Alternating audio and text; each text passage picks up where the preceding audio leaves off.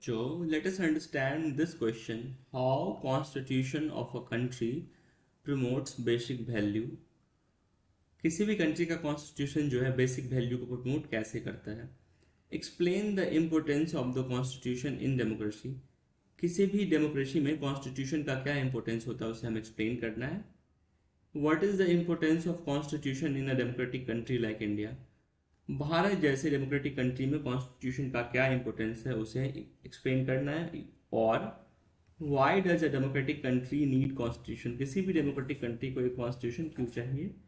और the importance of a constitution is more in a democratic country. किसी भी democratic country में जो संविधान की उपयोगिता है वो बढ़ जाती है. Why? Explain.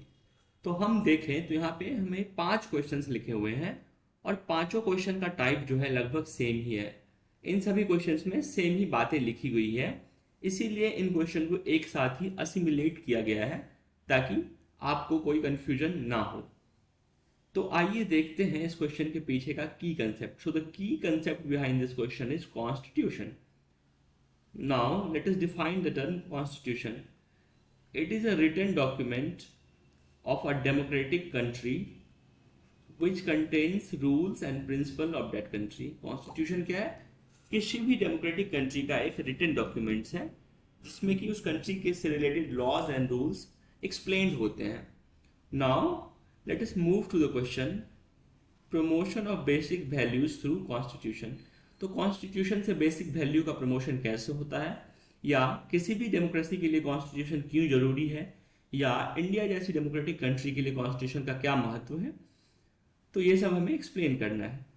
The first point is trust and coordination. Constitution क्या करता है? ट्रस्ट एंड कोऑर्डिनेशन बिल्ड करता है, जो कि किसी भी डेमोक्रेटिक कंट्री के लिए बहुत ही ज़्यादा जरूरी होता है.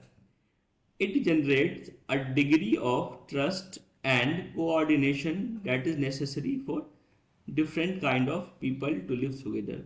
हम जानते हैं कि जो हमारी जो कंट्री है या फिर किसी भी कंट्री में, किसी भी डेमोक्रेटिक कंट्री में वहाँ पे अलग अलग टाइप के लोग होते हैं. उनका खाना अलग होता है, उनके बात करने का तरीका अलग होता है, उनकी लैंग्वेज अलग होती है.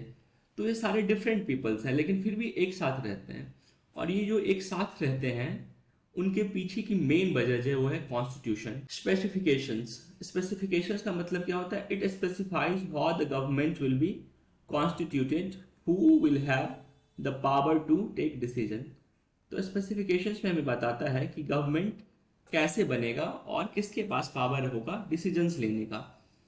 Rights and duties. It lays down the limits on the power of the government and tells us about our right. तो ये क्या करता है? कॉन्स्टिट्यूशन क्या करता है?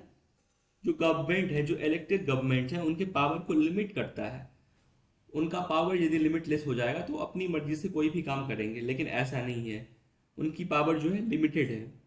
और ये हमें यह भी बताता है कि व्हाट आर आवर राइट्स. हमारे राइट्स के बारे में हमें ये अवेयर करता है. Good society. Finally it expresses the aspiration of the people about creating a good society. यह पीपल के एस्पिरेशंस को एक्सप्रेस करता है और इस बात से वो एक अच्छी सोसाइटी बनाने में, गुड सोसाइटी बनाने में हमें मदद मिलती है. I hope you understood it well. Thank you. All the best.